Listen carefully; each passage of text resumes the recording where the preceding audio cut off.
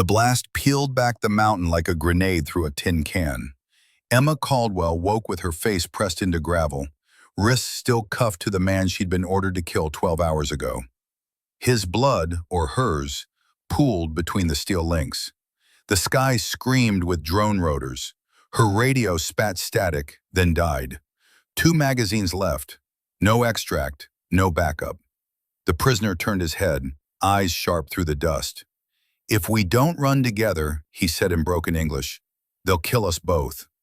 Above them, the UAV's shadow circled like a vulture.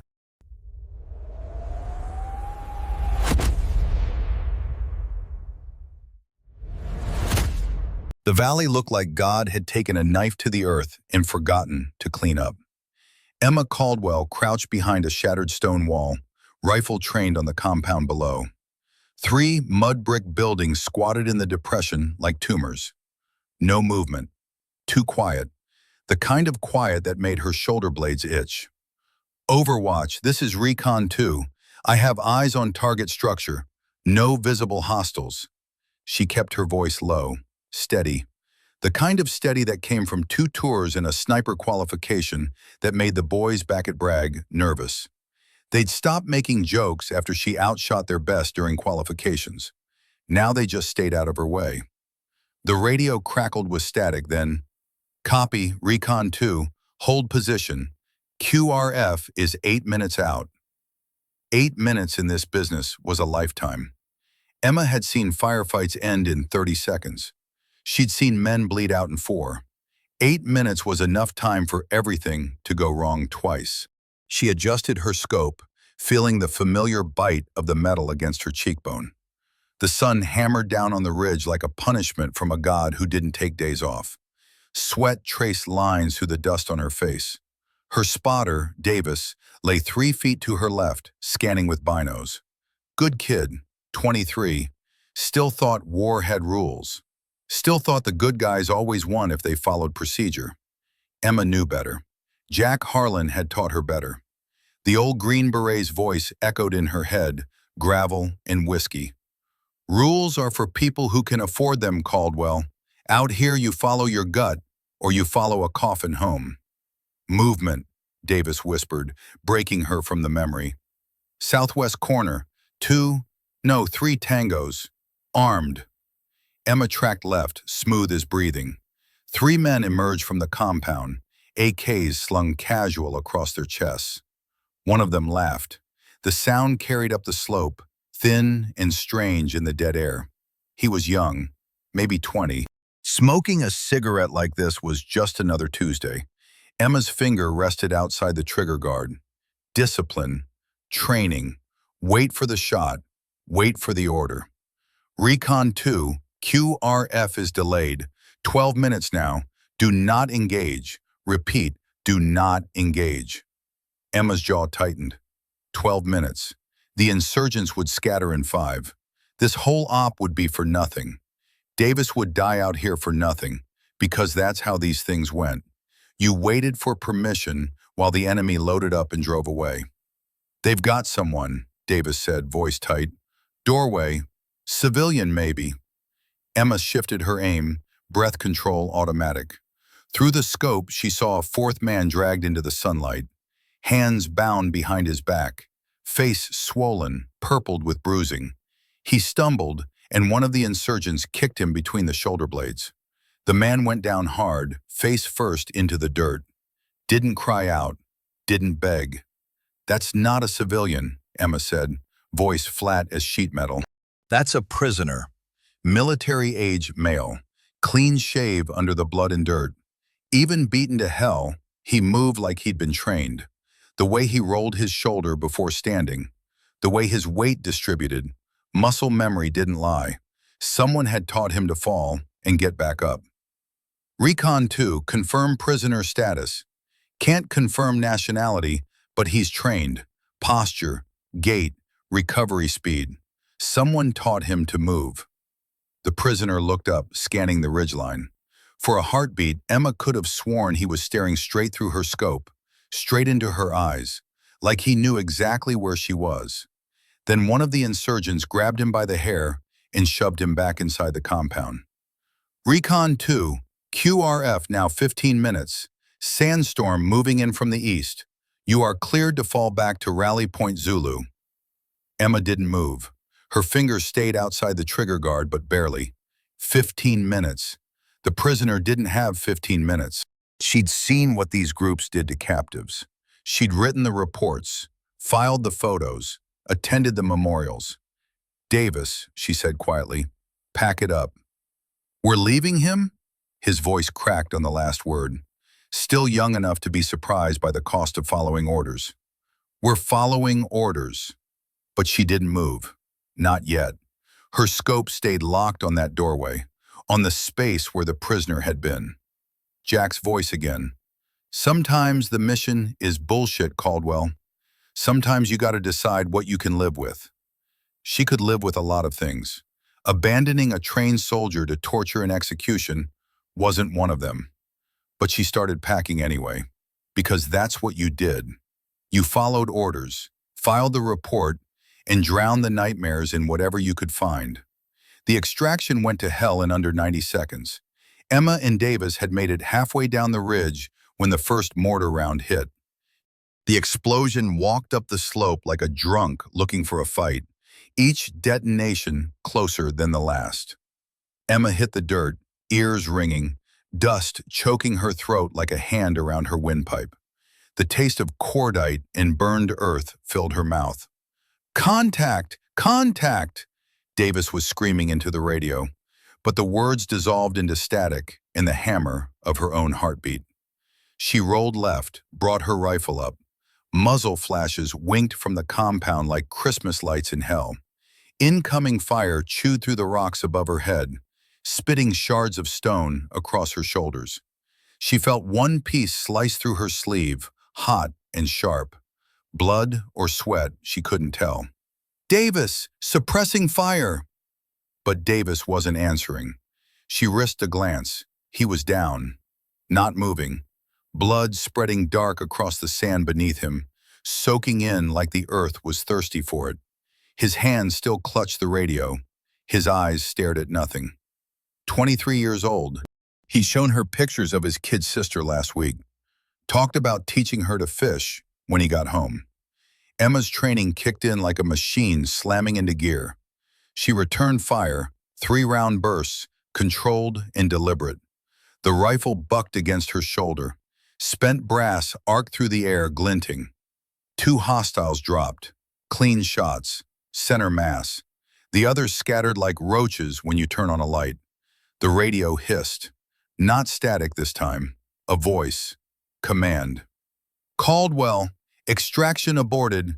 Grid compromised. Danger close. Danger close. That meant another mortar round hit 20 feet down the slope, and the shock wave rolled her like a rag doll. The world tumbled. Sky, earth, sky, earth. When she stopped tumbling, her rifle was gone, ripped from her hands by the blast.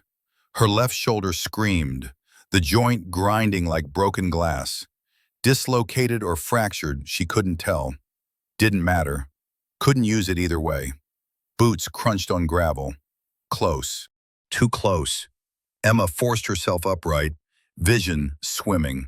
She pulled her sidearm with her right hand, brought it up, but the barrel of an AK was already inches from her face. Close enough to see the carbon scoring on the muzzle, close enough to smell the gun oil. The insurgent grinned, missing 2 front teeth, scar across his left cheek like someone had tried to split his face and quit halfway. He said something in Arabic, sharp and mocking. She didn't need a translation. She'd heard that tone before. It meant, you lose. They zip-tied her wrists, tight enough to cut circulation. She felt her fingers start to tingle, then go numb. They dragged her down the slope, past Davis's body, past her rifle half buried in the sand. She tried to memorize the location, grid coordinates, landmarks, like she'd ever get a chance to come back for it. The compound swallowed her whole. The walls closed around her like a throat. The room smelled like rust and fear and old urine. They threw her into a corner. Concrete floor, cold despite the heat outside. No windows, a single bulb swinging overhead on a frayed wire, casting shadows that moved like living things. The light flickered, stayed on, flickered again. Across the room, the prisoner sat against the far wall, the same man she'd seen through her scope. Up close, he looked worse. Right eye swollen completely shut, the skin purple and tight. Lips split in two places, crusted with dried blood. But he was watching her with his good eye, alert, calculating. One of the insurgents, the one with the missing teeth, leaned down and said something in Arabic, slow and deliberate, like he wanted her to understand even if she didn't speak the language. Then he laughed, a wet sound that rattled in his chest, and left. The door slammed. A lock turned, heavy, final. Silence pressed down like a physical weight. Emma tested the zip ties. No give. The plastic bit into her wrists, already raw from the rough handling. She scanned the room with the systematic thoroughness Jack had drilled into her. Walls, floor, ceiling, door. No weapons, no tools. Nothing but dust and the stink of old blood and newer fear. A drain in the center of the floor, stained dark. American, the prisoner's voice was rough, accented. Not Arabic, Russian maybe, Eastern European. Something that had traveled through multiple wars to get here. Emma didn't answer. Rule 1, don't volunteer information. Don't give them anything to use against you. Name, rank, serial number, and a wall of silence after that. He shifted, wincing as something pulled in his ribs. Broken, probably. You were on the ridge, sniper. Emma kept her face blank, but her mind raced. How would he know that? I saw the glint, he continued. Scope reflection. Rookie mistake. Your spotter, not you. He moved too fast. Caught the sun wrong. Davis. Emma's throat tightened. The kid had been careless with the glass. She'd meant to talk to him about it tonight, after the debrief, over whatever passed for coffee in this godforsaken place. They will kill us, the prisoner said, matter of fact, like he was discussing the weather. Maybe tomorrow, maybe tonight, depends on mood, on orders, on whether the commander had good tea or bad. What do you want, a pep talk? He almost smiled, blood on his teeth. No, I want to live. You want to live. Simple math. We help each other, maybe we both live. We don't help. He shrugged with his good shoulder. Then they get 2 bodies instead of 2 prisoners, cheaper to feed. I don't make deals with what? He leaned forward, good eye intense. You don't even know who I am, what I am. I know you're the enemy. Enemy. He tasted the word like it was rotten, rolling it around in his mouth. Yes, today I am enemy. Yesterday I was something else. Tomorrow? He shrugged again. Who knows? Maybe tomorrow we are friends. Or maybe tomorrow we are both dead, and it doesn't matter what words we used. Emma looked away. She didn't have time for philosophy or riddles. She needed to think, needed to plan, needed to figure out how to get out of this room, out of this compound, out of this valley before they decided she was worth more dead than alive. The door opened. 2 men entered. One carried a bottle of water, condensation running down the plastic. The other had a knife. Not a combat knife, a skinning knife, curved blade, well used. Emma's stomach dropped. They didn't ask questions. They didn't want information. They just wanted her to understand how bad it could get, how much worse it would get if she didn't cooperate. Except they never said what cooperation looked like. That was the point. Keep you guessing. Keep you afraid. The knife traced a line down her forearm, shallow, precise. Not deep enough to hit anything vital, just deep enough to part skin. To let blood well up and run down to her elbow. To make sure she felt every millimeter. Emma bit down on a scream and swallowed it. Turned it into something hard and cold that settled in her chest like a stone. Jack's voice. Pain is just information, Caldwell. Your body telling you you're still alive. You can file it away. Deal with it later. The man with the knife said something. His partner laughed, showing brown teeth. Then they turned to the prisoner. He didn't flinch, didn't beg, just stared at them with his one good eye until they got bored and left. The door slammed again. Emma pressed her arm against her side, trying to slow the bleeding. The cut wasn't deep, but it was long. 4 inches at least. She'd need stitches. She'd need antibiotics. She'd need a lot of things she wasn't going to get. You did not scream, the prisoner said, approval in his voice. Or maybe respect, hard to tell. Good, they respect that, makes you more valuable. Harder to break means better prisoner exchange later. I don't need their respect. I need an exit.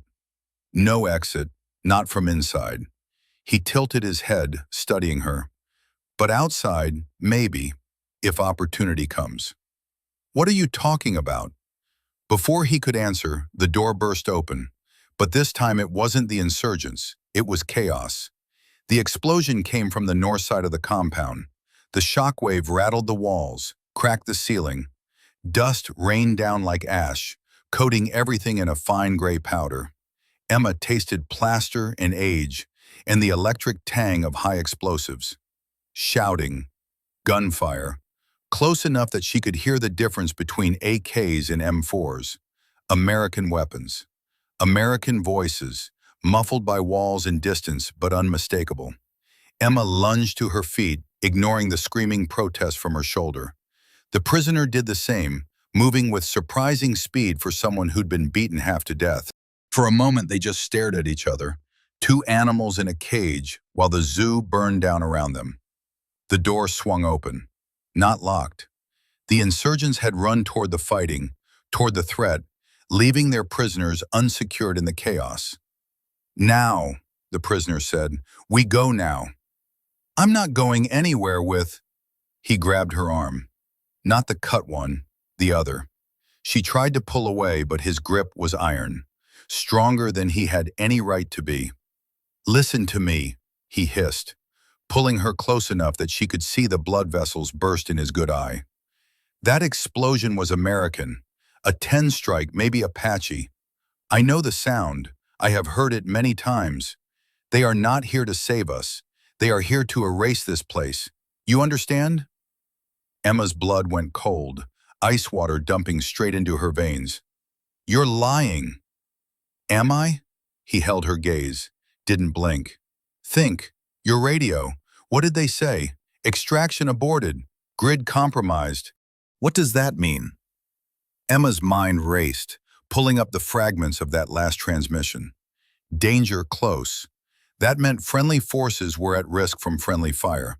That meant command had written this whole grid off as hostile. No friendlies, no prisoners worth saving, just targets. Just a problem to be solved with high explosives in paperwork. Another explosion. Closer. The walls shook. Chunks of concrete fell from the ceiling. One piece hit her shoulder, the bad one, and white light exploded behind her eyes. The prisoner leaned in, voice urgent. They marked this grid as hostile. No friendlies, no prisoners, just targets. We stay here, we die in American strike. You want to die by your own people's bombs? Emma thought of Davis, thought of the QRF that never came. Thought of all the times command had made the call to sacrifice a few to save the many. It was war. It was math. It was cold equations written in blood. Move, she said. They ran. The compound was a war zone. Smoke poured from the southern building, thick and black, carrying the chemical stink of burning fuel. Bodies littered the courtyard. Emma couldn't tell whose side they'd been on anymore. Didn't matter now. Dead was dead, and they were all wearing the same expression, surprise. She and the prisoner sprinted toward the eastern wall, staying low, moving fast. The prisoner moved like a shadow despite his injuries, fluid and efficient. Trained, definitely trained, military trained. The kind of training that cost money and time and left marks on the way you moved forever. A burst of gunfire stitched the ground to their left. kicking up geysers of dirt. Emma ducked, rolled, came up behind a stack of wooden crates. The prisoner slid in beside her, breathing hard but controlled. Not panicked. Scared, but not panicked. There was a difference. "There," he said, pointing with his chin. A gap in the wall, blown open by the first strike. Rebar jutted out like broken bones. The gap was maybe 3 feet wide. Tight, but passable. "That's our exit." "You first," Emma said. "No, together. If one of us gets stuck, the other pulls." She wanted to argue, wanted to tell him to go to hell. But he was right. She broke cover first, sprinting. 30 feet to the wall, 20, 15. Then she heard it, the scream of an incoming missile, the shriek of something big and fast and full of very specific intent. She grabbed the prisoner's arm and threw them both through the gap as the world turned white. Emma woke with her face in the dirt. Again, becoming a habit she didn't appreciate. Her ears rang like church bells on Sunday morning, the kind that rattled your teeth and made you wonder if God was trying to tell you something. Her lungs burned with inhaled dust and smoke. She tried to push herself up, but something held her down. Weight, pressure, the prisoner. He was on top of her, shielding her from the blast. Or maybe just thrown there by the shockwave. Hard to say. Didn't matter.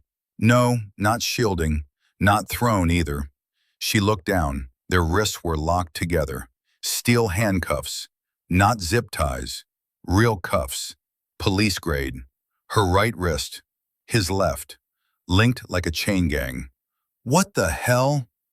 He rolled off, breathing hard, coughing up dust. "Was already on me, from before. When we ran, you grabbed my arm. They clicked shut, spring-loaded, old Soviet design, very reliable." Emma stared at the cuffs, pulled. The metal bit into her wrist, scraping skin. He winced but didn't pull back, just let the tension exist between them like a physical thing. "You've got to be kidding me."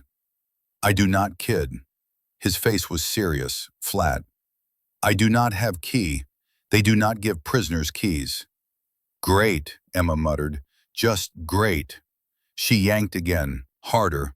The cuff dug deeper, drawing blood. The prisoner's wrist started bleeding too.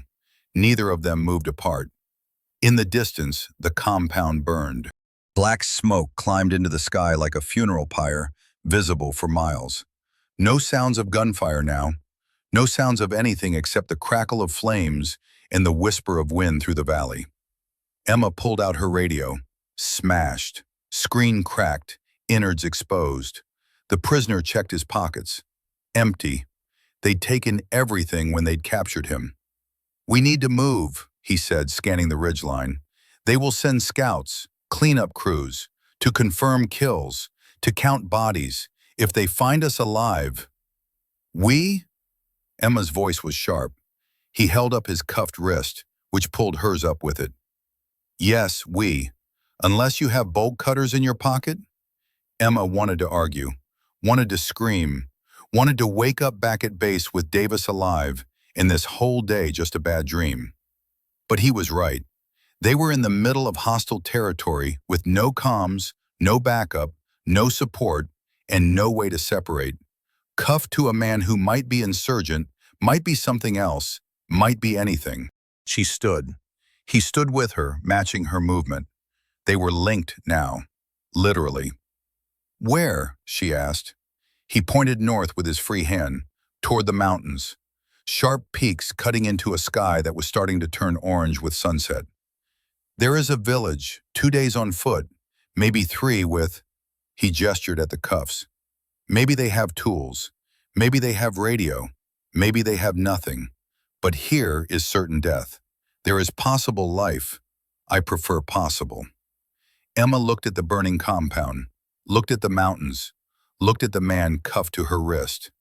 Enemy, prisoner, now something else entirely, something without a name. Jack's voice one more time. "Sometimes you don't get good choices, Caldwell. Sometimes you just get less bad ones. Pick the one you can live with." She started walking, north, toward the mountains. He followed. He didn't have a choice. Neither did she. They walked for 3 hours before Emma's legs started to shake. The terrain was unforgiving. Rocks sharp enough to slice through boot leather if you stepped wrong. Sand that shifted under every step, making the ankles work double time just to stay upright. The sun had set, but the heat lingered in the ground like a memory of violence. Like the earth itself was fevered and couldn't cool down. Emma's shoulder throbbed with every heartbeat, a steady drum of pain she couldn't ignore anymore. The prisoner moved beside her in silence. Not ahead, not behind, beside. The cuffs forced synchronization. When she stumbled, he caught her. When he slowed, she pulled him forward. They learned the rhythm without speaking. Left foot, right foot, pull, push, balance. Like a three-legged race nobody signed up for. "We need to stop," Emma finally said. Her voice came out rough, dried by thirst and dust, and the effort of just existing out here. "Not yet. Another kilometer. There are caves. Better cover." "I'm not going to make another kilometer." He looked at her. Really looked. Saw the blood soaking through her sleeve from the knife wound. Saw the way she favored her left side, protecting the shoulder. Saw the pallor under the dirt and sunburn, the gray tinge that meant shock was setting in. "Half kilometer then. There is an overhang. I remember it from before." "Before what?" He didn't answer, just kept walking. Emma had no choice but to follow, her boots scraping against stone, her breath coming in shallow gasps. The overhang turned out to be a slash in the rock face, maybe 8 feet deep, protected from above by a shelf of stone that jutted out like a broken bone. It wouldn't hide them from a serious search, but it would break their outline, make them harder to spot from distance. Good enough. They collapsed inside. Emma's back against one wall, the prisoner against the other, their cuffed arms stretched between them like a leash neither could drop. The metal had worn grooves in both their wrists, raw skin, dried blood, the beginning of infection if they didn't clean it soon. "Water," she said. "We need water." "I know a place. Tomorrow. Natural spring. 2 hours east from here." 2 hours in a direction we're not going. 2 hours we must go if we want to live past 2 days. Emma closed her eyes. Math. Always math. Dehydration would kill them faster than enemy patrols. But detours used energy they couldn't afford. Time they didn't have. Every choice was a gamble with dice they couldn't see. "Your shoulder," the prisoner said. "It is dislocated or broken." "Dislocated, I think." "I can fix it." Emma's eyes snapped open. "You can?" "Yes, I have done it before. Many times. In Chechnya, in Syria, in places with no doctors and only soldiers screaming. But it will hurt. Very much. Everything hurts. Do it." He shifted closer, as close as the cuffs would allow. Studied her shoulder with his good eye, fingers probing gently. Professional. Clinical. Emma hissed when he hit the right spot, the place where the bone had jumped out of socket. "On 3, he said. 1, 2. He pulled on 2. Emma's scream echoed off the rocks, sharp and short and full of every curse she knew. The joint popped back into place with a sound like a broomstick breaking. White light exploded behind her eyes. Then slowly the grinding agony shifted to a different kind of pain. Still there, still savage, but manageable. Functional. "You said 3, she gasped. "People tense on 3. Muscles lock. Makes it harder. Better on 2. Sorry." He didn't sound sorry. He sounded practical. She tested the shoulder. It moved. It hurt like hell, but it moved. She could fight if she needed to. Could shoot if she found a weapon. That mattered. "Thank you," she said. The words felt strange in her mouth. Thanking the enemy. But he wasn't exactly the enemy anymore, was he? The categories had blurred somewhere between the compound and the desert and the cuffs that bound them. "You are welcome." He settled back against his wall. "We should sleep, in shifts. I go first. You rest." How do I know you won't kill me? He held up the cuffs, rattling them slightly. If you die, I drag body through desert. Very inconvenient. Also, I already saved your life twice today. If I wanted you dead, I would have left you in compound. Let the airstrike do the work. Emma couldn't argue with that logic. She closed her eyes. Sleep came fast and brought no comfort. Just dreams of Davis bleeding out in the sand and Jack Harlan's voice saying things she couldn't quite hear. Emma woke to the sound of rotors. Distant, faint, but unmistakable. The whump, whump, whump of helicopter blades cutting through thin desert air. The sound every soldier learned to recognize. Friend or foe, that sound meant everything. The prisoner's hand clamped over her mouth before she could speak. His good eye was wide, alert, tracking the sound. He pointed up. The sound was getting closer. Coming from the south, search pattern. They pressed deeper into the overhang, making themselves small. The cuffs clinked softly. The prisoner wrapped cloth torn from his sleeve around the metal to muffle it. Smart, professional, the kind of thing you only knew if you'd spent time being hunted. The helicopter passed overhead, low, maybe 300 feet. Search pattern. Emma caught a glimpse through the gap in the rocks. Black Hawk, American, her people, her ride home. The star on the side was the most beautiful thing she'd seen in days. The prisoner's hand tightened over her mouth. He knew what she was thinking, knew she could scream, could signal, could end this right now. Just stand up and wave, and it would all be over. But if she did, what would they see? An American soldier cuffed to an enemy combatant. How would that look from 300 feet up? What would they assume? Would they ask questions first, or shoot first and sort it out later? Would they see a hostage situation or a collaboration? The helicopter moved on. The sound faded to the east, then disappeared completely. The prisoner removed his hand slowly. You did not call out. Shut up. You could have. They would have seen us. Maybe. I said shut up. But they both knew why she hadn't. Because out here, cuffed to a man who might be anything, she was already compromised, already suspicious, already a problem that might get solved with a bullet rather than a debrief and paperwork. We need to move, the prisoner said, before they circle back, before they expand the search grid. They crawled out of the overhang. The sun was up now, hammering down like it had a personal grudge. Emma's canteen was empty, had been empty since the compound.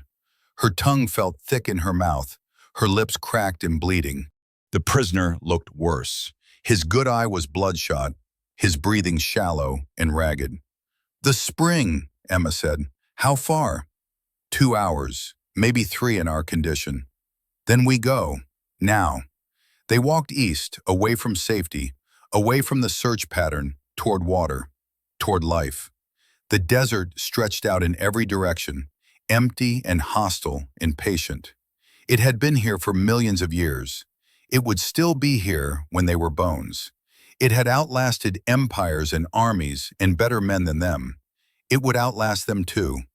Emma thought about Jack Harlan, wondered what he'd say about this situation. Probably something about adaptation, about how the mission changes but the goal stays the same. Survive. Get home. Live to fight another day. She kept walking, one foot in front of the other. The prisoner matched her pace. The cuffs clinked softly with each step, counting down the distance to water or death, whichever came first. The spring was a lie. They found it after 4 hours, not 2. Found the rocks the prisoner remembered, the distinctive formation that looked like a broken tooth jutting from the desert floor. Found the depression where water should pool during the wet season. Found nothing but dried mud cracked into geometric patterns and the skeletons of small animals that had died waiting for rain that never came. It was here, the prisoner said. His voice was hollow, distant. I swear it was here. 3 months ago, I filled my canteen. I drank until my stomach hurt. It was here. Droughts happen. Not in 3 months. Not this fast. Not unless... He stopped, looked around, saw the tire tracks in the dried mud. Vehicle tracks. Recent. Unless someone drained it, diverted the source. Why would they do that? Tactical denial. Cut off water sources. Force enemy to move. To expose themselves. He laughed, bitter and dry. Your people or my people. Does not matter. Result is same. We have no water. Emma sat down hard. Her legs wouldn't hold her anymore. The world tilted sideways, then righted itself slowly. Heat exhaustion, dehydration, shock from the shoulder. Pick your poison. She was dying of all of them. We're dead, she said, matter of fact. The way you'd say it's Tuesday, or the sky is blue, or war is hell. No, the prisoner's voice was sharp. No, there is another source. Further north, near the village I mentioned. We can make it. How far? 12 hours, walking speed, maybe 15 with rest breaks. Emma laughed. It came out bitter and cracked, like glass breaking. We don't have 12 hours. Look at us, we're falling apart. I can barely stand. You're half blind and probably have internal bleeding. We're done. Then we die walking, better than dying sitting. He tried to stand, stumbled, went down on one knee. The cuffs pulled Emma's arm, jarring her shoulder. She screamed. I am sorry, he said. I am sorry. I did not mean. Stop apologizing and get up. They got up together, slowly, like old people, like broken things held together with wire and will and nothing else, like soldiers who'd forgotten how to quit. They walked north. The sun tracked across the sky, counting down the hours they had left. Emma's vision started to blur at the edges, darkening like a vignette in a photograph. The prisoner was talking to himself in Russian, or praying, hard to tell. The words blurred together into rhythm without meaning. Then she saw it, a glint of metal in the rocks ahead. Small, brief, gone. Wait, she said. Stop. He stopped, swayed, nearly fell again. Emma squinted against the glare. The glint appeared again. Moved. No, not moved. Rotated. Slowly, deliberately, tracking. Get down, she hissed. They dropped. The cuffs rattled. The glint disappeared. What was it? The prisoner whispered. Scope. Sniper scope. Someone's watching us. Yours or mine? Emma didn't know. Out here, that was the worst answer possible. Not knowing which side wanted you dead. Not knowing if the bullet would come from friend or foe. They lay in the sand, exposed, while someone somewhere looked at them through a scope and decided whether they were worth the ammunition. They waited in the rocks for an hour. No movement, no shots. The sun climbed higher, and Emma's tongue swelled in her mouth like something foreign, like meat going bad. We cannot wait, the prisoner finally said. We die of thirst before they decide to shoot. Sun will kill us in 2 hours. Bullet is faster, more merciful. He was right. Emma's head was pounding, each pulse like a hammer. Her vision kept fuzzing out, darkening at the edges. She'd seen heat casualties before, knew the progression. Confusion, weakness, seizures, death. In that order. She was on step 2, closing hard on 3. We move, she said, but careful, stay low, use the terrain. They crawled forward, slow, agonizing. The rocks tore at their knees and palms, shredding cloth and skin. The cuffs scraped bone every time they moved wrong. Emma's shoulder screamed with every movement, but she pushed through it. Pain was just information. Jack had taught her that. Information she could file away and deal with later. Jack. She wondered if he knew she was missing yet. Wondered if he cared. Probably not. Jack didn't do sentiment. He did mission objectives and acceptable losses and moving on to the next thing. But once, during training, he'd pulled her aside after she'd failed a navigation exercise. Said, You're good, Caldwell. Better than good. But out there, good doesn't matter. What matters is what you're willing to do when all your options are bad. Remember that. She was remembering it now. All her options were bad. She was choosing the least bad one, moving forward, toward the person with the scope, toward the unknown, because staying still was certain death. They reached the spot where the glint had been, found disturbed sand, boot prints, American treads, standard issue, fresh within the last 2 hours. Your people, the prisoner said. Maybe. Emma studied the tracks. Single person, moving north. Same direction they were heading. Either very confident or very stupid. Out here alone. Could be a patrol, she said. Could be forward recon. Could be. A rifle bolt clicked behind them. The sound was distinct, mechanical, final. They froze. Don't move. The voice was American. Southern accent. Young. Scared. Very scared. Hands where I can see them. Both of you. Right now. Emma raised her free hand slowly. The prisoner did the same.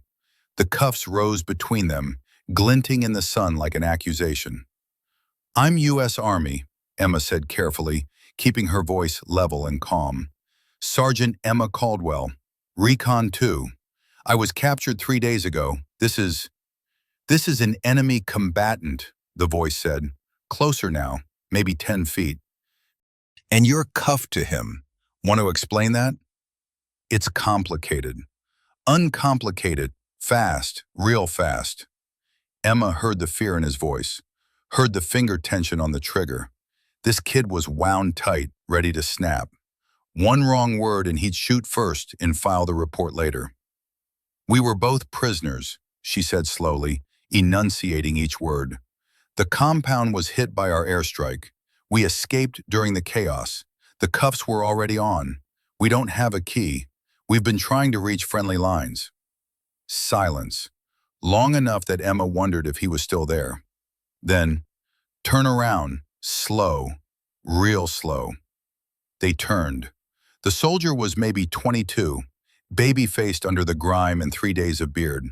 His rifle was trained on them, but his hands were shaking. He was alone, lost, probably, separated from his unit, as screwed as they were, just in a different way. Where's your unit? Emma asked. Dead. The word came out flat. Ambush, 2 hours ago. I'm all that's left. Emma's chest tightened. Another Collins. Another kid who'd survive only to carry the weight of everyone who didn't. I'm sorry. Yeah, me too. He gestured with the rifle. You got ID? Lost it in the compound, but you can verify me. Call it in. Give them my name, my serial number. Radio's dead. Took shrapnel in the ambush. Of course it was. Nothing worked out here. Nothing was easy. Murphy's Law was the only law that mattered in the desert. Then we have a problem, the prisoner said quietly. The kid swung the rifle toward him. You don't talk. You don't move. You don't breathe loud. Easy, Emma said. He's not what? Not the enemy? Then why's he cuffed to you? Why were you in that compound? How do I know this isn't some kind of... He stopped. His eyes went wide. He was looking past them, behind them, at something Emma couldn't see but could hear. The rumble of engines. Multiple engines. Emma turned, saw the dust cloud on the horizon. Vehicles. 3, maybe 4, moving fast, heading straight for them. Enemy or friendly, she couldn't tell from this distance. Down, the kid hissed. Now, all of us. They dropped. The vehicles, 3 technicals, mounted guns, enemy markings, screamed past on the valley floor below their position. Hunting, searching, probably looking for survivors from the compound. Probably looking for them. The kid waited until the dust settled and the sound faded. Then he lowered his rifle slightly, just slightly. You're coming with me, he said. Both of you. There's an extraction point, 6 hours north. If I can get there before nightfall, maybe I can call in a ride. Maybe. Maybe's not a plan, Emma said. It's the only plan I got. You got a better one? She didn't. They started walking. Three broken people in the desert. The enemy at their back. The mountains ahead. And between them, chains they couldn't break and questions nobody could answer. The minefield appeared without warning. One moment, they were walking across what looked like solid ground. The next, the prisoner stopped so abruptly that Emma stumbled into him. The cuffs jerked tight.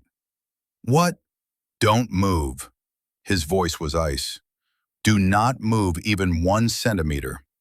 Emma froze, looked down, saw nothing. Looked at him, saw terror in his good eye. Real terror, the kind that came from experience. "There," he said quietly, pointing with his chin. 20 feet ahead, a slight discoloration in the sand, a depression, barely visible. Collins, that was the kid's name, he'd finally told them, came forward, saw what the prisoner was pointing at, went pale. "Mines?" "Yes, old Soviet pattern, PMN-2. Very stable until pressure applied. Then," the prisoner made a gesture. "Explosion. We are in middle of field, can see 3 triggers from here, probably 20 more we cannot see." Emma's heart hammered. She looked down at her feet, looked at the sand. Every grain suddenly looked suspicious. Every shadow could be a pressure plate waiting to turn them into pink mist.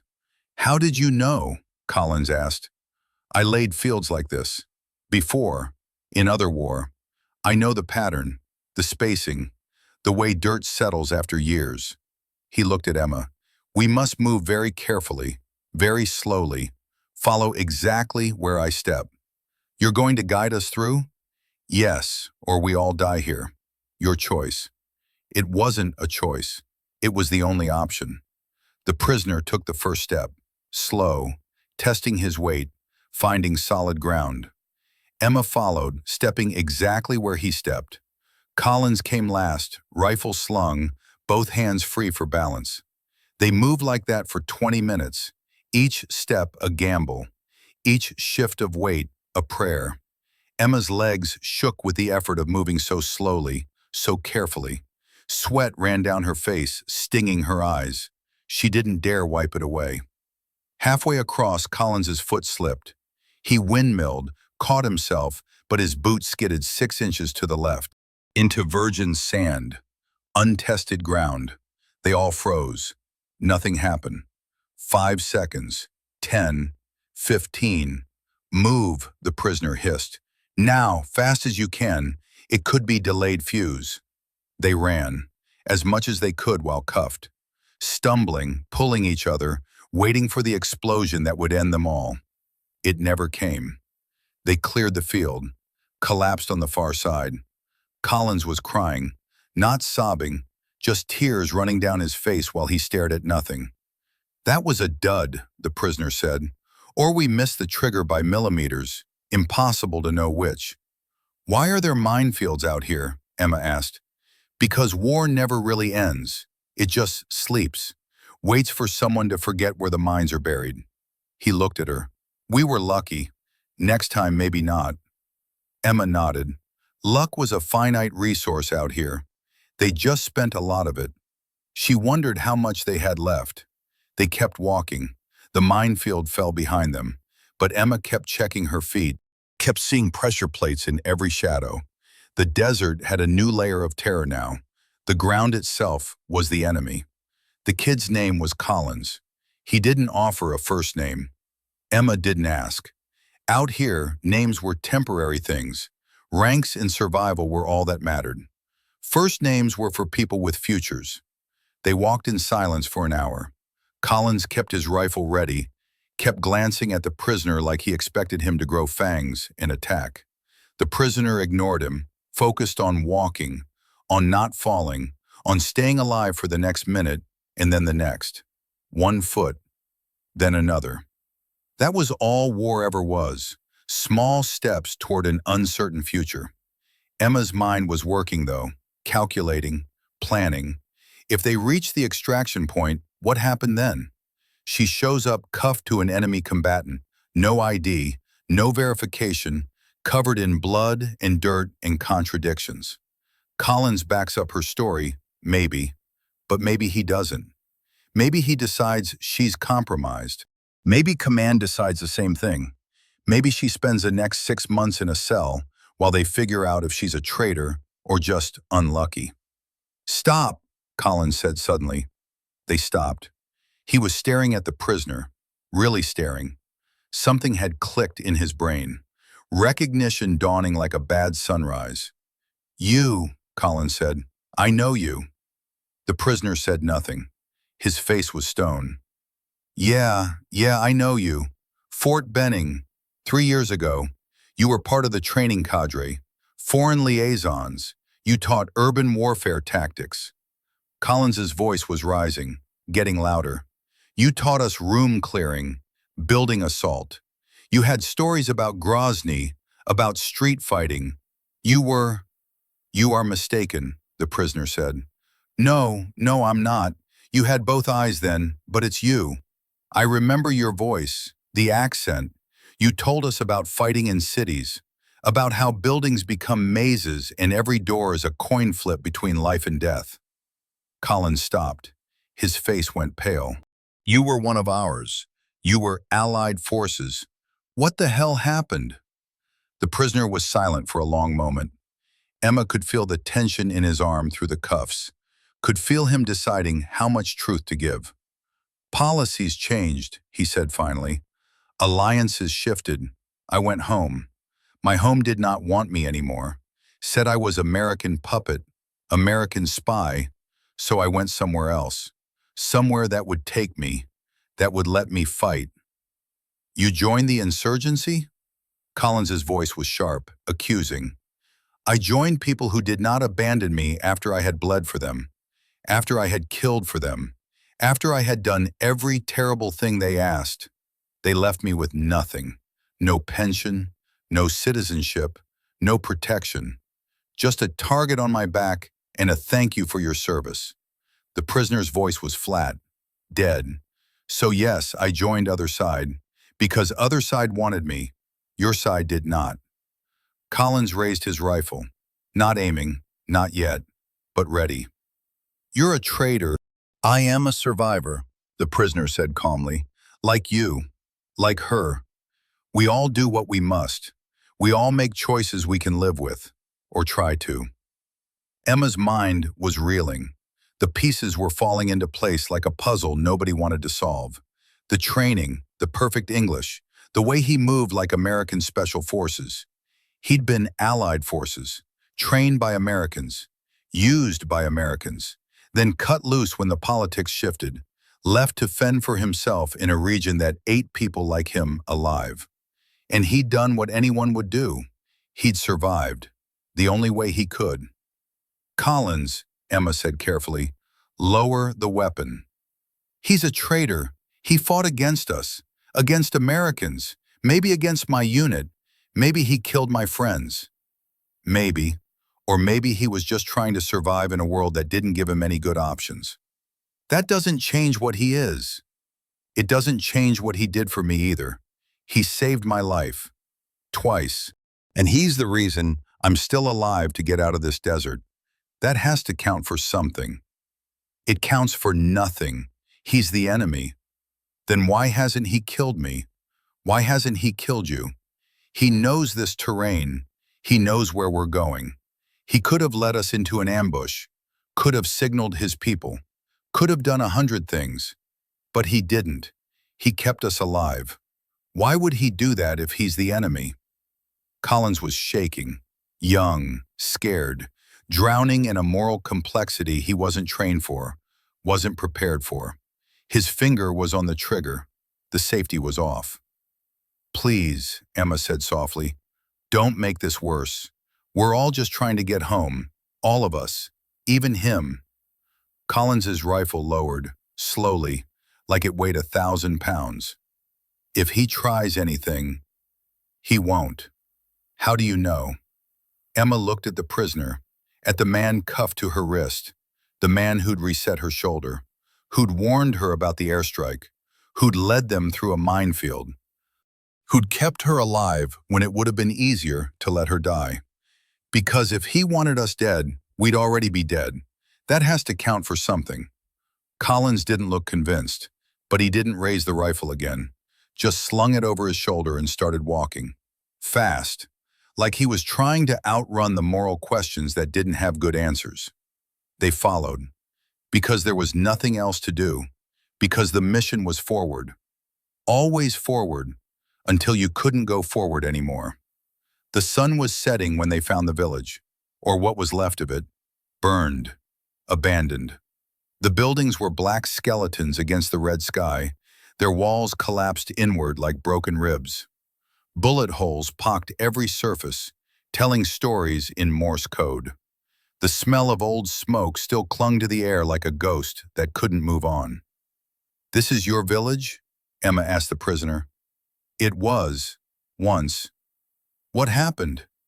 "War happened. Both sides happened. When you live between two enemies, you become the enemy of both. They accused us of hiding insurgents. Then insurgents accused us of helping Americans. So both sides burned us, just to be sure." His voice was flat, empty. The way you talk about tragedies that happen to someone else, even when they happen to you. They moved through the ruins carefully. Collins took point, rifle up, scanning.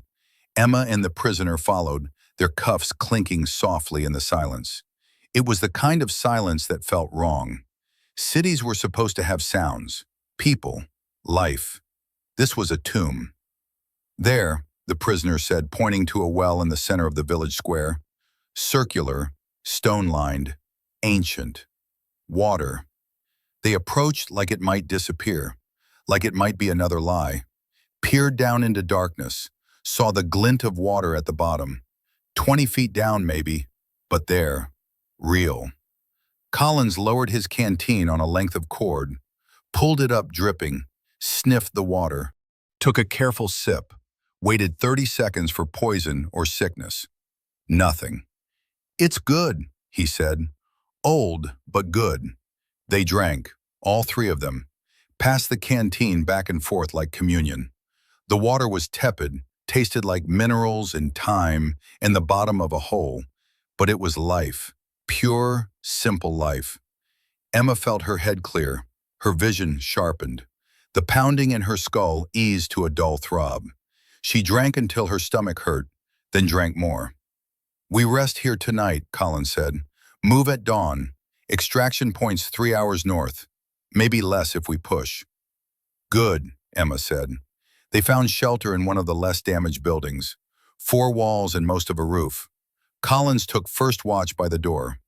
Emma and the prisoner sat against opposite walls, their arms stretched between them. The routine was familiar now, comfortable almost, which was disturbing. "This village," Emma said quietly, "your family?" "Gone, scattered, some to refugee camps in Turkey, some to graves behind the mosque. I do not know which is which, have not been back until now." "I'm sorry." "Why? You did not burn it. You were not even here." "My country might have been," the prisoner shrugged. "Your country, my country, their country. The bombs all look the same when they fall. The bullets all hurt the same when they hit. The children cry the same in every language." He looked at the ruins visible through the doorway. This was good place once. People were kind, sheep, olives, simple life. Then oil was found. Then Americans came. Then everyone came. Now is ash. Emma didn't have an answer for that. Didn't have words for the weight of empires grinding people into dust. For the arithmetic of acceptable losses and strategic interests and all the other phrases that meant, your life doesn't matter as much as our goals. "In the morning," the prisoner said, "when we reach extraction point, what happens to me?" Emma had been dreading that question. "I don't know." "You will tell them I helped you, that I saved your life." "Yes." "Will it matter?" "I don't know." He nodded, like he'd expected that answer, like he'd heard it before. "Then I will hope. Hope is free at least, costs nothing, buys nothing, but is all we have sometimes. They sat in silence. The cuffs glinted in the moonlight streaming through the broken roof. Tomorrow they'd reach extraction. Tomorrow everything would change again. But tonight, they were just three people trying to survive in the ruins of someone else's war. Emma closed her eyes, tried to sleep, but Jack Harlan's voice was there, echoing. Sometimes you don't get good choices, Caldwell. Sometimes you just get less bad ones. She hadn't gotten good choices. She'd made the best ones she could, and she'd have to live with them, whatever came next. Emma woke to static, not the silence of the ruined village, not the wind through broken walls. Static, electronic, close. Her eyes snapped open.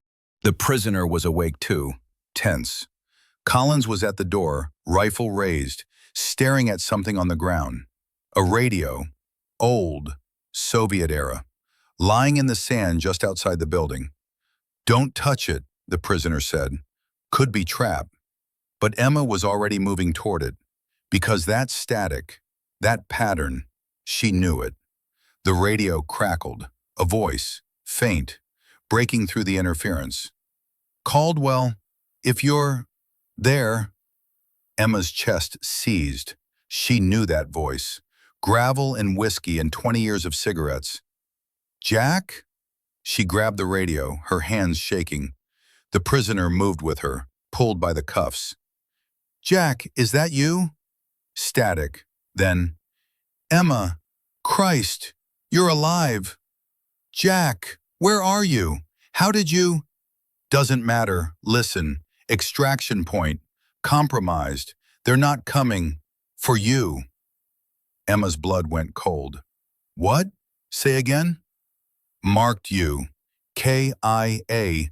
Mission failure. The combatant. Makes you liability." "Jack, I can explain." "Don't care. About explanations. Need you to survive. Find. Alternate route. Grid. Charlie 7. 2 days. North." "Jack, I can't make 2 days. We're barely making it now." Static. Then his voice, clearer now, like he was fighting the interference with pure will. "Then don't make it. Die out there. Or adapt and overcome. Your choice, Sergeant. Always your choice." It was the same speech he'd given her in training, when she'd wanted to quit, when everything had seemed impossible. He'd told her, "You always have a choice. You can quit or you can find a way. But quitting is permanent. Find a way is just temporary pain." "Jack." The radio died. Just like that. No static, no voice. Just dead air. Emma stared at it. Collins was beside her now, face pale. "That was your mentor?" he asked. "Yeah." "And he said extraction is compromised?" "Yeah." "So we're walking into a trap?" Emma looked at the radio, at the dead device that had carried Jack's voice across miles of hostile desert, at the warning that might save their lives or might just prolong their dying. "Maybe," she said, "or maybe command really has written us off. Maybe we're ghosts already, dead on paper, politically inconvenient." She looked at Collins, at the prisoner, at the 2 men she was bound to by circumstance and metal. "So we have a choice. We go to the compromised extraction point and hope for the best, or we try for Jack's alternate route. 2 more days in the desert, with no guarantee he's even right." "Your call," Collins said. Emma looked at the prisoner. "You know this area. Can we make 2 more days north?" "If we find water, if we avoid patrols, if we are very lucky." He paused. "But I have been very lucky lately. Maybe luck continues." Emma made the decision. "We go north, to Charlie 7. Jack doesn't give bad intel. If he says extraction is compromised, it's compromised." Collins nodded. Looked relieved, actually, like he'd been afraid of walking into the official extraction too. They gathered their gear, what little they had, the dead radio Emma kept. Maybe it would work again. Maybe Jack would call back. Maybe. As they left the village, Emma looked back at the ruins. at the place the prisoner had called home, at the bones of a life that war had eaten. She wondered if anyone would remember this place, if anyone would remember the people who'd lived here, or if it would just be another dot on a map, another statistic in a briefing, another acceptable loss. They walked north, away from the compromised extraction, away from the official mission, into the unknown, where only Jack Harlan's voice in thin hope waited. It was the most honest thing Emma had done in days. Collins was gone when Emma woke the next morning. She lurched upright, heart hammering. The prisoner woke too, instantly alert. Years of combat sleep, the kind where you never really stop listening. Where? There, the prisoner pointed. Collins was outside, 30 yards away, standing at the edge of the village, staring north, toward the mountains, toward Charlie 7, toward wherever Jack Harlan had told them to go. Emma and the prisoner walked over. The cuffs forced them into step. Their rhythm was automatic now, natural, like they'd been doing this for years instead of days. "You okay?" Emma asked. Collins didn't turn. "I was thinking about my unit, about the guys. We were supposed to rotate home next month. Johnson's wife just had a baby. He was going to see his kid for the first time. Meet her. Hold her." His voice cracked. Now he's just meat in the sand. And his kid's going to grow up with pictures instead of a dad. "I'm sorry." "Everyone's sorry. Nobody's alive." He finally looked at them. His eyes were red, raw. "You know what's messed up? We were the good guys. We had the training, the gear, the air support, all the advantages, and we still lost. What's that say about any of this?" Emma didn't have an answer. The prisoner did. "It says war is not a game with winners and losers. It is a machine that eats everyone. Some get eaten fast, some get eaten slow, but everyone gets eaten. Only difference is whether you get swallowed whole or chewed up first." Collins laughed, bitter, broken. "That's supposed to make me feel better?" "No, it is supposed to make you understand. There is no feeling better in war, only feeling alive. For now, today, this moment. Tomorrow, who knows?" They stood in silence. 3 soldiers from different sides of the same meat grinder. Tomorrow they go back to being what they were, enemies or allies or whatever the brass decided. But right now, in this moment, they were just survivors. Just 3 people who'd seen too much and wanted to go home. "We should move," Emma said finally, "before it gets too hot. We've got 2 days to Charlie 7. That's not a lot of time." They gathered their gear, what little they had. Collins checked his rifle. Emma tested her shoulder, still hurt but functional. The prisoner just stood there, waiting, patient, like he'd learned to be. Then Emma heard it, the sound she'd been dreading, the sound that changed everything. Engines, multiple vehicles, coming from the south, coming fast. "Down!" Collins hissed. They dropped behind a low wall, peered over. 6 vehicles this time, technicals, troop trucks, a coordinated patrol, professional, organized, not random hunting. "They're searching the village," Emma whispered, "looking for survivors, for us." "How long before they get here?" Collins asked. 10 minutes, maybe less." Collins looked at them, at Emma cuffed to the prisoner, at the impossible situation they were in, at the math that didn't work out clean. "You 2 need to run," he said. "What?" "They see me alone, they'll think I'm just another survivor. American uniform, American weapon. They'll hesitate, think I'm just a straggler from the ambush. Long enough for you to get clear." "Collins, that's suicide." "Maybe, but you're cuffed to someone they definitely want dead. Cuffed to proof you've been compromised. Whether it's true or not doesn't matter. It'll look bad. They'll kill you both just to be safe." He smiled, sad and young and already gone. "But you, Sergeant, you've got information worth getting home. Intel on the compound, on enemy movements, on what happened out here. I'm just a rifleman. Expendable. That's what they tell us anyway." Nobody's expendable, Emma said, but she knew it was a lie. Everyone was expendable. It was just a question of when. My call, Sergeant. Now move. That's an order. He said it with a smile, like it was a joke, but they both knew it wasn't. The prisoner was already pulling Emma back, toward the north edge of the village. She resisted. Collins, go! His voice was sharp, final, the voice of someone who'd made peace with their decision. They went, because there was no other choice, because sometimes the mission mattered more than the men, because war was math, and the equation never worked out clean. They ran.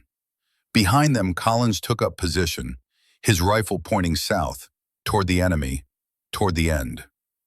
Emma heard the first shots when they were 50 yards out, heard Collins return fire, controlled bursts, professional. He'd learned well. Heard the answering fire, too much, too many guns. Heard the scream of a grenade and the wet crump of what it did to flesh. She didn't look back, couldn't, just kept running, cuffed to the prisoner, cuffed to the mission, cuffed to the future that Collins had just bought them with his life. Another kid who'd never go home.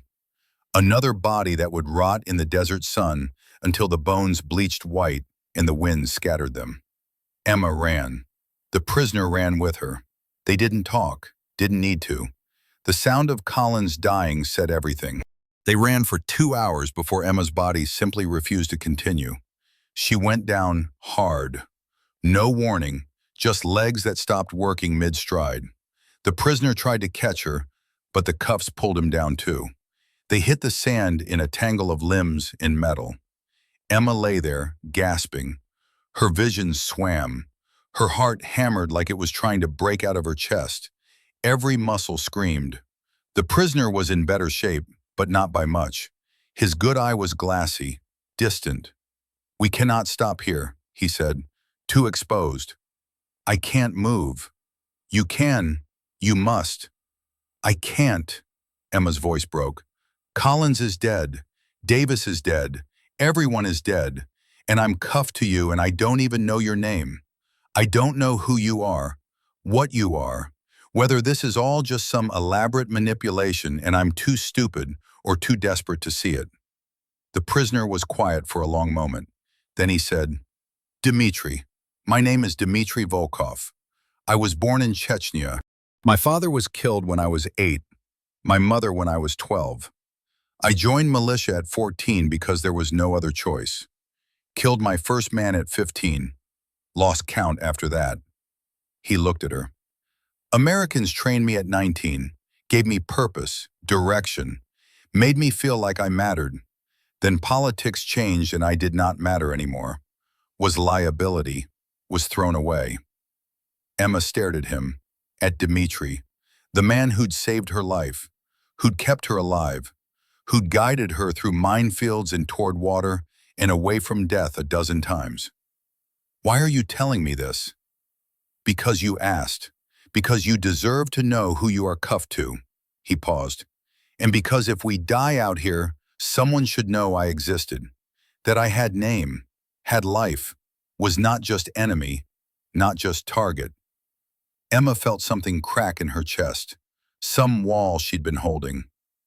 I'm sorry for what happened to you, for what my country did. Do not be sorry. Be alive. Stay alive. That is only revenge that matters. He pulled her to her feet.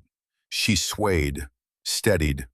They stood there, cuffed together, two broken people in a broken land. The cuffs, Emma said suddenly. We need to get them off. How? We have no tools. We shoot them off. With what gun? We have no gun. Emma looked around. They were in a narrow valley, rocky, elevated, and there, 30 feet away, a distinctive glint. Brass, spent brass, old fighting position. She stumbled toward it, found what she'd hoped for, an old AK-47, buried under sand and years, probably left behind after some long-ago firefight. The metal was pitted, rusted, but the action moved.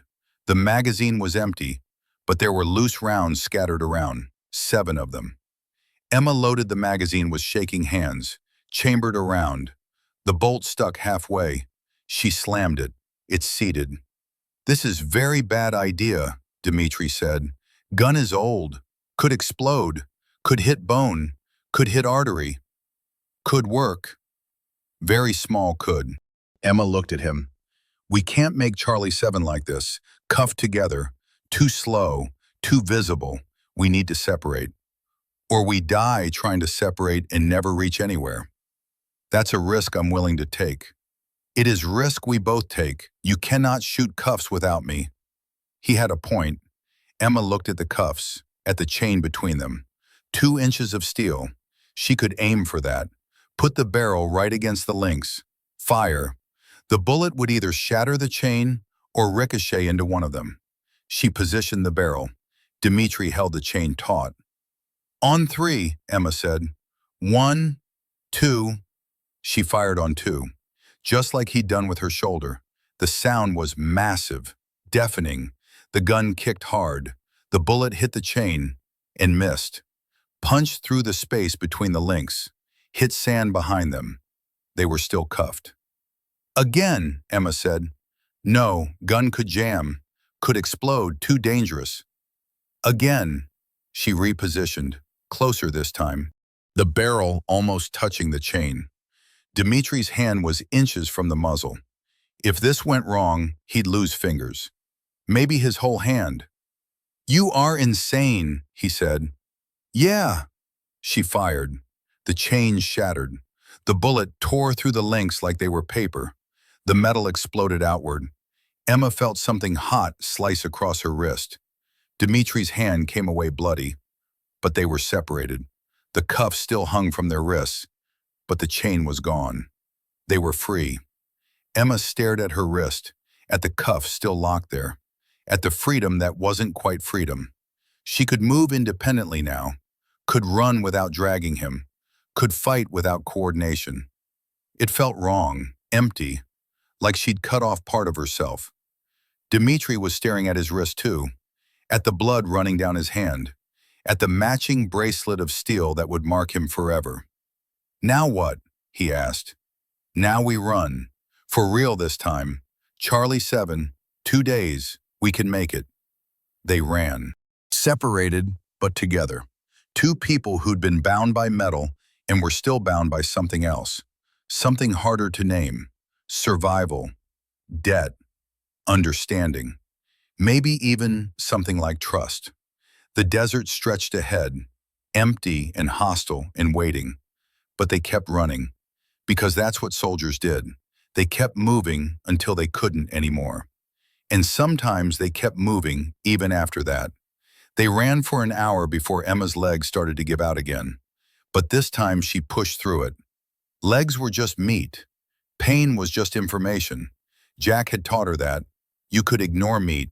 You could file away information for later. Dmitri moved beside her, not pulling her anymore, not connected by chain, but still matching her pace, still staying close, the habit ingrained. "How far to Charlie 7? She asked between breaths. "If your mentor gave good coordinates, 1 day, maybe less. Jack doesn't give bad coordinates. Then 1 day, but we need water again. Soon." They were in the mountains now. Proper mountains, not the low hills they'd been navigating. These were sharp peaks that cut the sky like broken teeth. The terrain was vertical, brutal. Every step was a negotiation with gravity. Emma's vision kept fuzzing out. Dehydration again. They drank at the village well, but that was hours ago. The desert was a thief. It stole water from your body faster than you could replace it. "There," Dmitri said, pointing up the slope. "Cave system. Might have seep water. Springs." They climbed. Emma's lungs burned. Her shoulder was on fire again. But she climbed. 1 handhold, 1 foothold. Up. The cave mouth was dark. Cool air breathed out of it. Blessed, cool air that felt like salvation. They stumbled inside. The temperature dropped 20 degrees in 10 feet, and there was water. A small pool fed by a crack in the rock. Clear. Cold. Real. They drank, splashed it on their faces, drank more. Emma felt her body start to function again, felt the fog clear from her brain. We rest here, Dmitri said. 2 hours, then push for Charlie 7. Emma nodded, collapsed against the cave wall. Dmitri sat across from her. Their wrists still bore the cuffs, still wore the marks of captivity, but the chain was gone. They were separate people now, independent. It felt strange. "Why did you help me?" Emma asked suddenly. "In the compound, you could have run, could have left me, would have been faster alone." Dmitri was quiet for a long moment. "In Grozny," he said finally, "I was wounded, trapped in building with no exit. Enemy was coming. I was dead." He looked at her. "American soldier found me. Medic.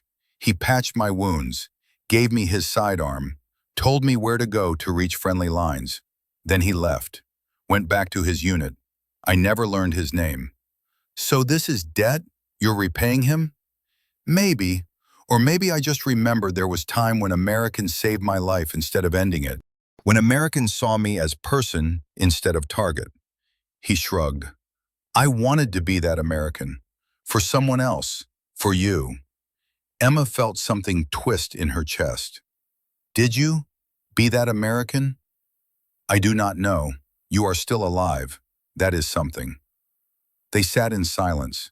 The cave was peaceful, quiet. The war felt distant here, like it was happening to other people in another world. But Emma knew better. The war was everywhere, even here, especially here.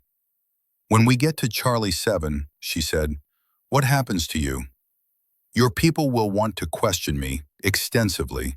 I was Allied forces who went enemy. That is very interesting to intelligence services, very interesting. Will they hurt you?" "Probably not. Information has more value than revenge. Usually." He smiled. It didn't reach his eye. "I will tell them what I know. They will decide if I am asset or liability. Then," he shrugged, "then my fate is decided by people in air-conditioned rooms who have never been shot at. I'll vouch for you. Tell them you saved me, that without you, I'd be dead. That is kind, might not matter, but is kind." He looked at her. "If they decide I am liability, if they decide I know too much or am too dangerous, you should not fight them, should not risk your career for me. I am not worth that. That's not your decision to make." "No, but I make it anyway." He stood, offered his hand. "We should move. Charlie 7 is waiting." Emma took his hand, let him pull her up. They stood there for a moment, two soldiers from different sides, two people who'd kept each other alive. Then they walked out of the cave, into the sun, toward whatever waited at Charlie 7, together, but separate, free but still bound by something heavier than chains. The flight took 40 minutes. Emma spent it staring out the window at the desert scrolling past below. From up here it looked peaceful, beautiful even, the mountains sharp and clean against the sky. The valleys shadowed and mysterious. You couldn't see the blood from this height, couldn't see the bodies or the burned villages, or the places where people like Collins and Davis had died for reasons that sounded good in briefings, but dissolved to nothing in the sand. A medic worked on her shoulder, wrapping it properly, stabilizing it, shooting her full of antibiotics and painkillers. The pain faded to a distant throb. Everything faded to a distant throb.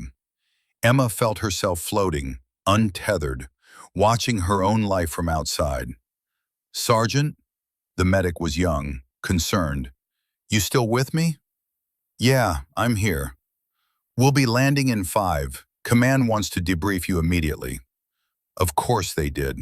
No rest, no recovery, just questions. Dmitri had been right about that. About everything, really. The helicopter descended. Forward Operating Base Phoenix. Emma had been here before, months ago, a lifetime ago, when things were simpler and enemies were clearer, and she thought she understood how the world worked. They landed. The medic helped her out. Her legs wobbled but held, barely. Two officers were waiting, a captain and a major. Their faces were professional masks, the kind that gave nothing away. "Sergeant Caldwell," the major said, "welcome back. We need to talk." "Yes, sir." They led her to a tent, sat her down, offered water. She drank. The questions started immediately. "Where were you captured? How did you escape? Why were you cuffed to an enemy combatant? How long were you together? What did he tell you? What did you tell him? Why didn't you signal the search helicopter? Why did you trust him? Why should we trust you?" Emma answered, honest, direct, left nothing out. Told them about the compound, the airstrike, the escape. Told them about Collins, about his sacrifice. Watched their faces stay neutral, give nothing away, like they were carved from stone. "And the prisoner," the captain said, "you claim he saved your life. He did, multiple times. Without him, I'd be dead in that compound or dead in the desert. Or he was manipulating you, gaining your trust, playing the long game. Classic intelligence operation. Stockholm Syndrome. You see how it looks, don't you?" "Sir, with respect, if he wanted intelligence, he had days to extract it. He didn't ask, didn't push, just kept us alive. Because he knew rescue was coming, knew he could use you as a bargaining chip, trade your life for his freedom." Emma's jaw tightened. "That's not what happened." "Then what did happen, Sergeant? Because from where we're sitting, it looks like you got compromised. Emotionally compromised. You see that, don't you?" She saw it, saw how it looked, saw the narrative they were building, the one where she was a victim or a traitor or something in between, the one where everything was simple and fit into boxes and nobody had to think too hard. "I see it," she said quietly. "I see how it looks, but I know what happened. I was there, you weren't." The major leaned forward. "What happened to Specialist Collins?" "He stayed behind, held off an enemy patrol so we could reach extraction. He's KIA. He died a hero. He died so I could make it here, so I could report, so the mission wouldn't be a complete failure. Or he died because you abandoned him, chose the enemy combatant over your own man." Emma's hands clenched, white-knuckled. "He made a choice, a tactical choice, to maximize mission success. That's what we're trained to do. That's the job. And the prisoner made choices too, convenient choices, choices that kept you alive, independent, and grateful. You see the problem?" Emma saw it, saw that no answer would be good enough. No explanation would satisfy. She was tainted now, marked, would spend the rest of her career proving she wasn't compromised, wasn't broken, wasn't bought. "What happens to him?" she asked. "Dmitri, what happens to him?" "That's classified. He deserves—" "Sergeant, what he deserves isn't your concern anymore. Your concern is recovery, medical treatment, psychological evaluation. We'll handle the rest." They dismissed her, sent her to medical. Full workup, x-rays, blood tests, cognitive assessments. Hours of prodding and questions and lights in her eyes, testing her like she was a machine that might be broken, like she was equipment that needed recalibration. Finally, they gave her a bunk, told her to rest. She lay down, stared at the ceiling, felt the phantom weight of the cuffs on her wrist. The metal was gone, but the feeling remained, would always remain. She wondered where Dmitri was now, if they were treating him well, if he was even alive, if they decided he was asset or liability, if he was being questioned or disappeared, or simply filed away in some black site where inconvenient truths went to die. She closed her eyes, tried to sleep.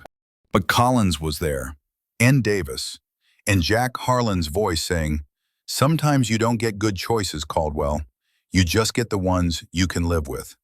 She hadn't gotten good choices, but she'd made the best ones she could, and she'd have to live with that, whatever came next.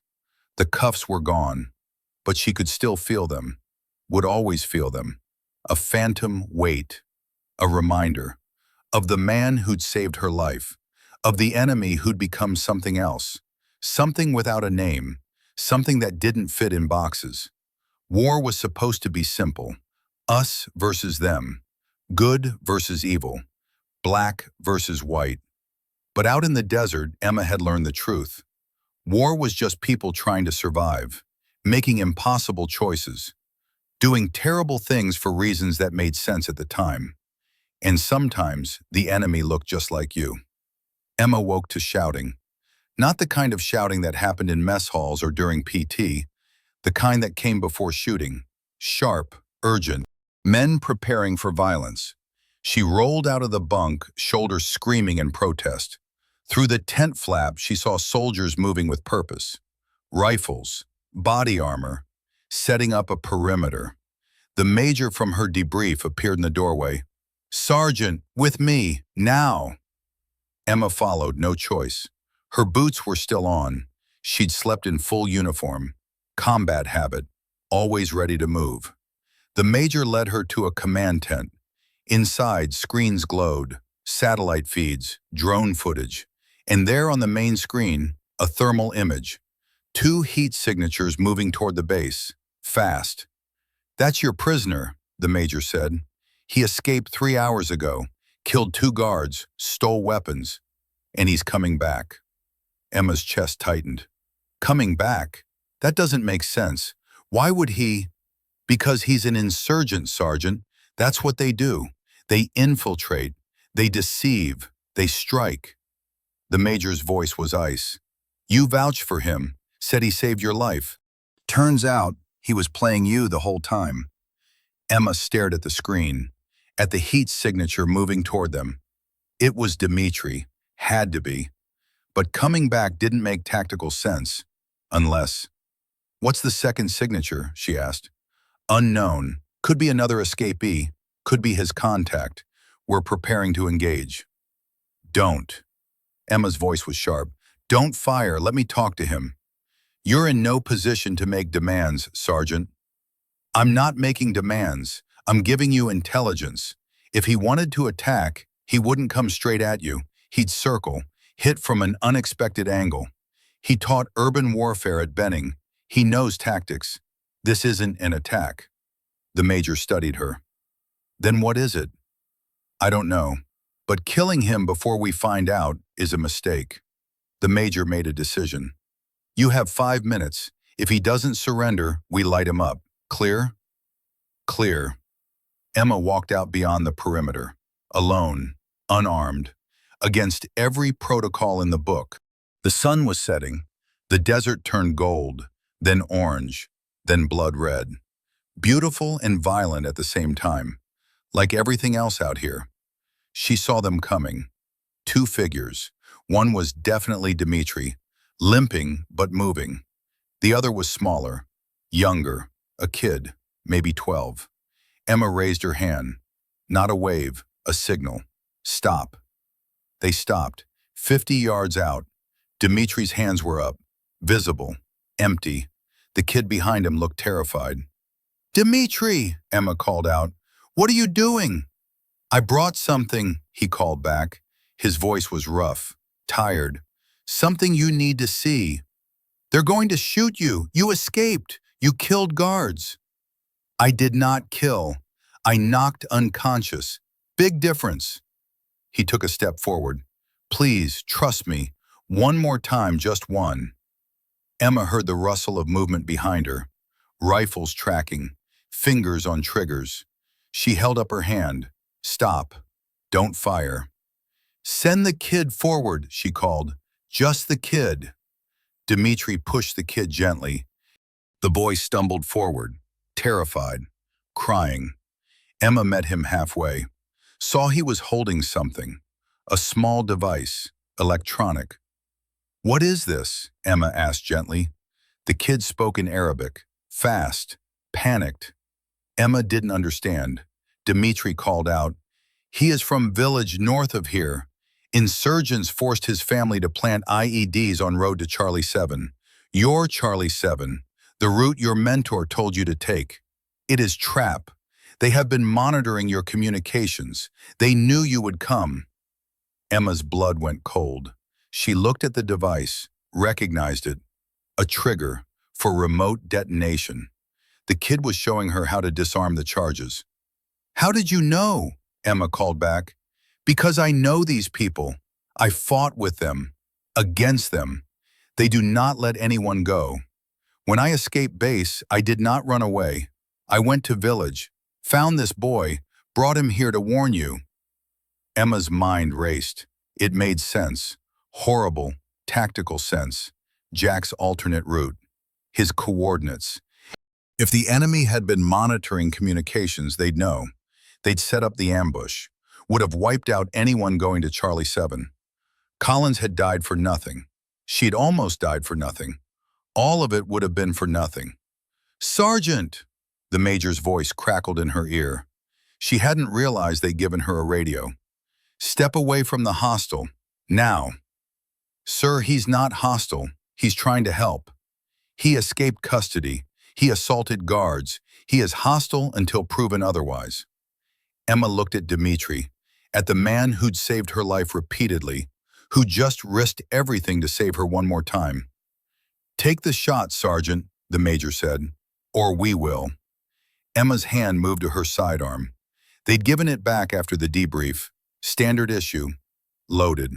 She drew it, aimed it at Dmitri. His face didn't change, just nodded, like he'd expected this, like he'd always known it would end this way. "Emma," he said quietly, across the distance, "it is okay. I understand. You have to follow orders. I know this." Emma's finger rested on the trigger. 2 pounds of pressure. That's all it would take. 2 pounds and he'd be down. 2 pounds and the problem would be solved. She thought about Collins, about Davis, about Jack's voice saying, "What matters is what you're willing to do when all your options are bad." All her options were bad. She chose anyway. Emma lowered the gun, holstered it, turned to face the command tent. "Sir, I'm bringing him in, under my authority.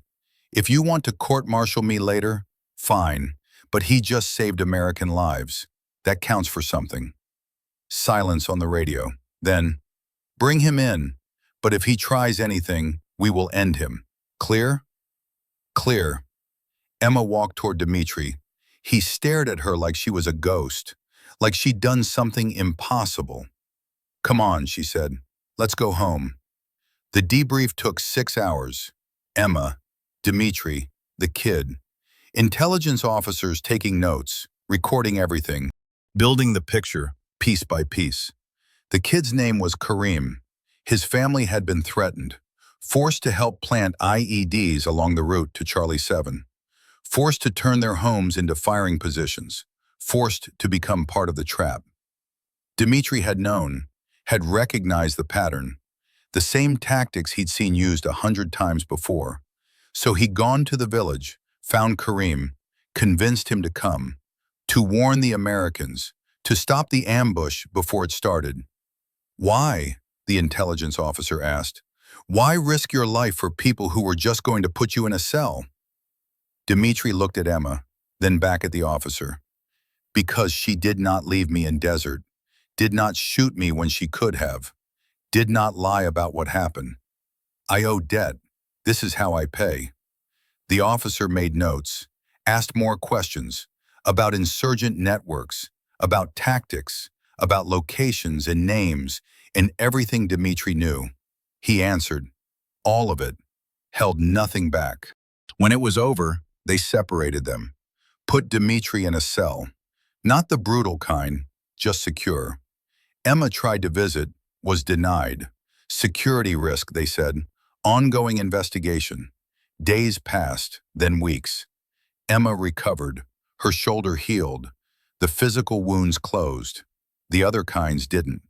She filed her report, official, complete, left nothing out. Collins's sacrifice, Davis's death, Dimitri's help, the IEDs, all of it. The brass read it, made decisions, held meetings in rooms she wasn't allowed into. Finally, they called her in. The colonel was old, gray hair, hard eyes, 20 years of war in the lines on his face. "Sergeant Caldwell," he said, I've read your report multiple times. It's quite the story. It's the truth, sir. Truth. He tested the word. Truth is complicated out here. What's true in the desert doesn't always translate back home. You understand? Emma understood. What happens to Dmitri? That's complicated too. He's former Allied forces who went enemy, killed Americans probably, then came back. Saved Americans, definitely. He's what we call a gray area. He saved my life, sir, and he stopped an ambush that would have killed more of ours. I know. It's in your report. The colonel leaned back. We're giving him a choice. Stay in custody, face trial for his actions against coalition forces. Or what? Or work for us. Intelligence. He knows the networks, knows the tactics, knows how they think. That's valuable, worth more than revenge. Emma's chest tightened. You're turning him into an asset. We're giving him a chance to keep making amends, to balance the scales. The colonel's eyes were hard. Don't mistake this for forgiveness, Sergeant. It's pragmatism. We use the tools we have. He's a tool. Does he know about this offer? We're presenting it to him today. Thought you might want to be there, since you two have history. They brought Dmitri to a conference room. Clean clothes, no restraints, but guards at the door, always guards. He saw Emma. Something flickered in his good eye. Relief, maybe, or just recognition. The colonel laid out the offer. Work for us. Provide intelligence. Help dismantle the networks you used to be part of. In exchange, you stay alive. Stay useful. Maybe earn your way back to something like freedom someday. And if I refuse? Dmitri asked. Then you face trial. Military tribunal. Could go either way. Could be life in prison. Could be execution. Depends on what we can prove, how the evidence falls. Dmitri looked at Emma. What do you think I should do? I think, Emma chose her words carefully, I think you've been a tool for other people long enough. This is your choice. Make it for yourself. Not for me. Not for them. For you. Dmitri smiled. Sad. Tired. Choice. Always choice. Even when all choices are bad. He looked at the colonel. I accept. I will work for you. But I have condition. You're not in a position to make conditions. I have one anyway. He looked at Emma. She vouched for me, risked her career, her life. If I do this work, I want her record clean. No questions about her loyalty. No shadow on her career. She earned that. The colonel considered. Done. Anything else? Yes. If I die doing this work, I want proper burial. With name. Not as enemy combatant. As person. That is condition. Agreed. They shook on it. Dmitri and the colonel. A deal made across lines that shouldn't exist. Pragmatism over principle. Survival over honor. Emma watched it happen. Watched Dmitri sell himself back into servitude. For her. To protect her career. Her future. Can I have a minute? She asked. With him. Alone. The colonel nodded. 5 minutes. Guards stay outside. When they were alone, Emma didn't know what to say. There were too many words. Not enough words, all of them wrong. You didn't have to do that, she finally said. Negotiate for me. Yes, I did. You took bullet for me. Figuratively, this is how I return fire. That's not how it works. Is exactly how it works. He looked at her. In desert, we were cuffed. Metal chain. Physically bound. Now chain is gone, but we are still bound. Different way. Debt. Honor. Whatever word you use.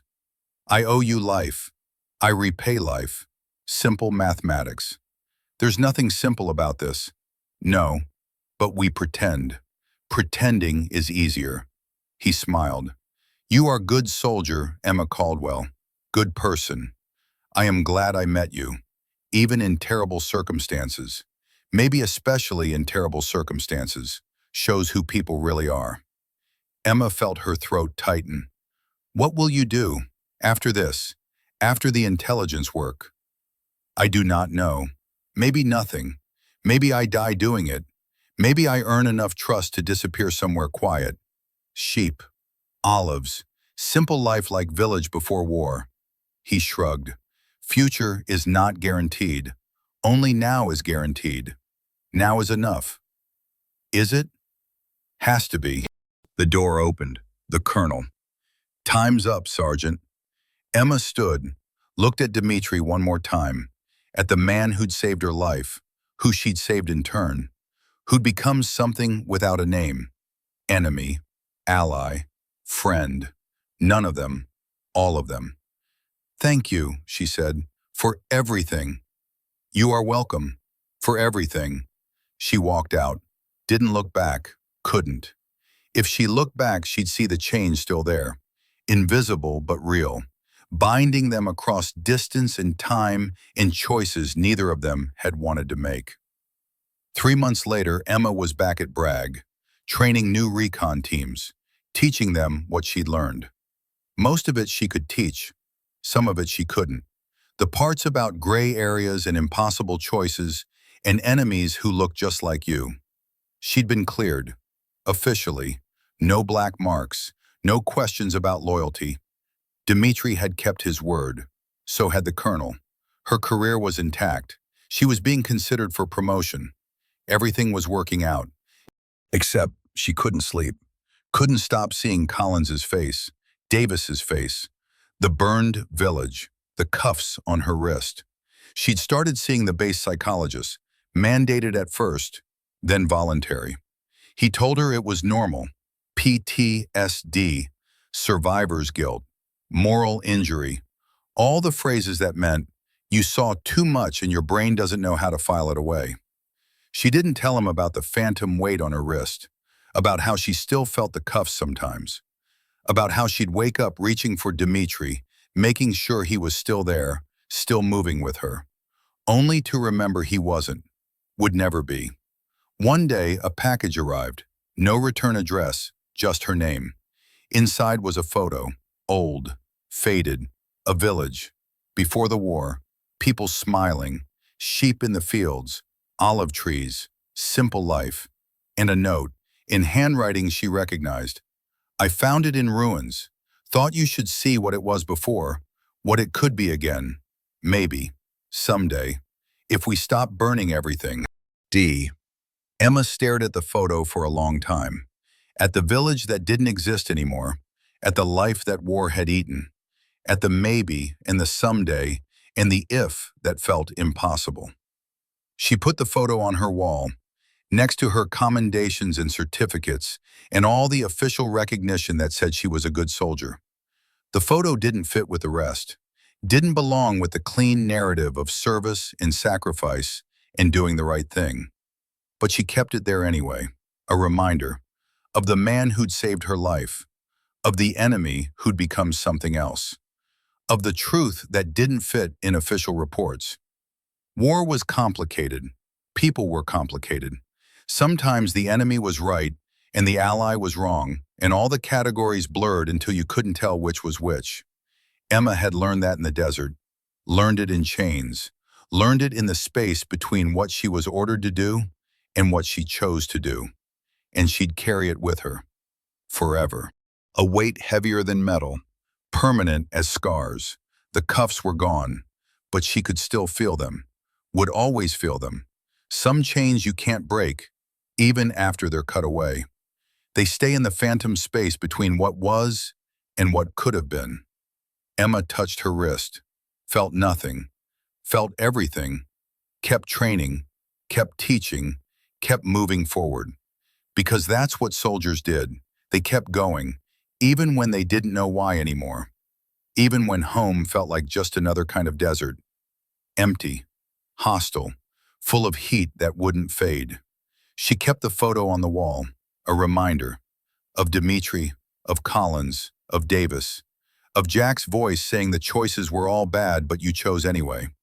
She'd chosen, made the best calls she could, saved what could be saved, lost what couldn't be, and she'd live with it, day by day, breath by breath, step by step, forward, always forward, until she couldn't anymore. The war was over for her, officially, but war never really ended. It just moved inside, took up residence in the spaces between sleeping and waking, between who you were and who you'd become. Emma Caldwell had gone into the desert a soldier. She'd come back something else, something without a name, something that didn't fit in boxes. And every night when she closed her eyes, she felt the phantom weight of chains that weren't there anymore, binding her to a man she'd probably never see again, to choices she couldn't undo, to a truth that no one else would ever fully understand. She was home, but home wasn't the same, would never be the same. Nothing would be the same. The cuffs were gone, but Emma could still feel them, would always feel them. A reminder of the days she'd been chained to the enemy and learned he was just a man trying to survive. Just like her, just like everyone, just trying to survive in a machine that ate everything. She kept going because there was nothing else to do, because forward was the only direction that mattered, even when you didn't know where forward led anymore. 6 months after her return, Emma received a call. Encrypted line. Official. Jack Harlan's voice. Gravel and whiskey and age. Caldwell. Jack. Relief and anger mixed in her chest. Where have you been? I tried to reach you after. I know, been dealing with fallout. Brass wasn't happy about the compromised extraction intel. Had to answer questions. Lots of questions. Did they clear you? They cleared me, eventually. Helped that you made it back, validated the alternate route. He paused. Heard you got promoted, captain now. Congratulations. Thanks, feels hollow. Always does. First time you realize the rank doesn't make the guilt lighter. Another pause. Also heard about the Russian, Dmitry Volkov. Heard you vouch for him. I did. That took guts, stupid guts, but guts. He saved my life, Jack, multiple times. Couldn't let them just disappear him. I know. I read your report, all of it. Even the parts you left out of the official version. He let that hang. You did good out there, Caldwell. Made hard calls. Kept your head. Survived. That's the job. Nothing more, nothing less. It doesn't feel like enough. It never does, but it's all we got. All anyone's got. He cleared his throat. Listen, I'm calling because you're Russian. Dmitry. He's been working for us. Good intelligence, solid work. Dismantled 3 networks in 4 months. Saved lives. Emma's chest tightened. Is he okay? Define okay. He's alive. He's functional. But he's burning out. This kind of work, playing both sides, betraying people he used to fight with, it eats at you. He's got maybe 6 months left before he breaks or gets compromised. What happens then? We extract him, give him new identity, relocate. It's the deal we made. Jack paused. He asked about you, asked if you were okay, if the career was intact. I told him yes. He seemed relieved. Emma closed her eyes. Saw Dmitry in the desert. Saw him guiding her through minefields. Saw him taking the bullet that freed them from the cuffs. Saw him walking toward the base knowing he might die, but doing it anyway. Tell him, Emma started, stopped, started again. Tell him I'm okay. Tell him the debt's paid, both ways. Tell him he doesn't owe me anything else. I'll tell him. And Jack? Yeah? Tell him I remember the village, what it was before. Tell him maybe someday is possible, if we stop burning everything. Jack was quiet for a long moment. I'll tell him, take care of yourself, Caldwell. World's got enough ghosts already. Don't become another one. He hung up. Emma sat in her office, stared at the photo on the wall. The village before the war. The maybe and the someday. She didn't know if Dmitry would ever see it. Didn't know if 6 months was enough time to balance the scales, or if scales could even be balanced in a world this broken. But she knew this. In the desert, cuffed to the enemy, She'd learned something. Learned that categories were lies we told ourselves to make war easier. Enemy, ally, good, evil. All of it just words we use to avoid the complicated truth. People were people. Some good, some bad, most both. All just trying to survive in a machine that ground them down and spit them out and moved on to the next crop of bodies. Emma had survived. So had Dmitri, for now. That was something. Maybe not enough, but something. She got up, walked to the training field. New recruits were waiting. Fresh faces, clean uniforms. Still thought war had rules. Still thought good guys always won. She'd teach them different. Teach them survival. Teach them that sometimes the enemy was right and the mission was wrong, and you had to choose anyway. Teach them what she'd learned in chains. That freedom wasn't about breaking free. It was about what you did with the weight you carried after. Emma Caldwell had carried hers back from the desert, would carry it forward into whatever came next. The phantom cuffs, the ghost weight, the debt that could never be fully paid. She'd carry it all, because that was the job. That was being human.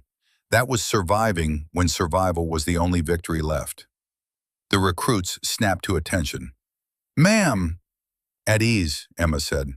"Today we're talking about desert survival, about making hard calls, about what you do when all your options are bad." She looked at them, saw Collins, saw Davis, saw herself 6 months ago. "Pay attention," she said. "This might save your life someday, or someone else's, or both." She started teaching. One more day, one more lesson, one more step forward into a future she couldn't see but had to walk toward anyway.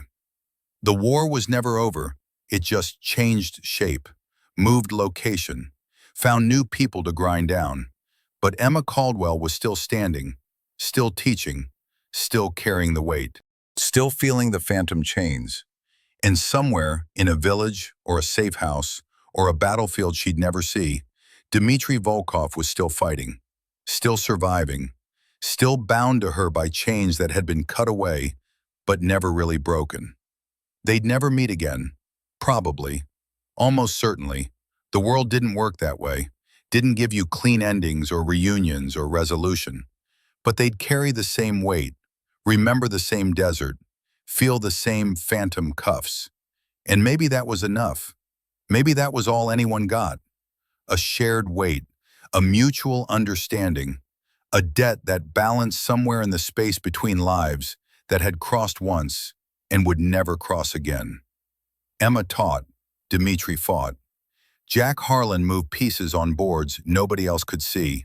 Collins and Davis stayed in the sand, feeding the desert that fed the war, that fed the machine.